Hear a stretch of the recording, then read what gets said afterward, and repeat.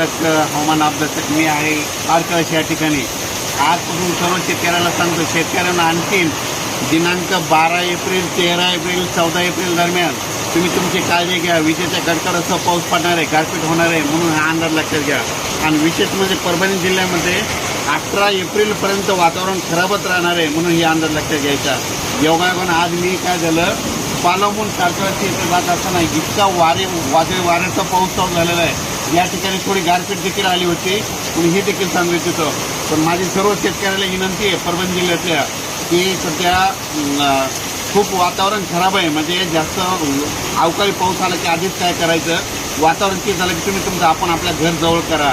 आणि विशेषमध्ये सांगायचं झालं तर म्हणजे आता हे जवळपास 12 एप्रिल ते 18 एप्रिल दरम्यान वारं जास्त राहणार आहे, त्याच्यामध्ये पाऊस पण जास्त राहणार आहे आणि विजेचं प्रमाण राहणार आहे.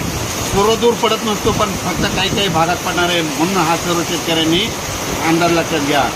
या ठिकाणी आता या तारकळस या ठिकाणी लाईव्ह या ठिकाणी आता मी पावसातच भिजलो. मी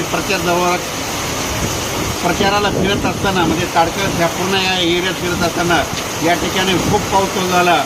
आणि विशेष म्हणजे या ठिकाणी पत्र देखील उडत असल्यामुळे आम्ही या तारकळस या ठिकाणी रोडवर गाडी उभा केलेली आहे. अचानक वातावरण झालं तर परत एक निषेध दिलं जाईल. पण सर्व शेतकऱ्याला माझी विनंती की 18 एप्रिलपर्यंत तुम्ही तुमची हळद, कांदा सर्व काही झाकून ठेवण्याची तयारी ठेवावी. धन्यवाद.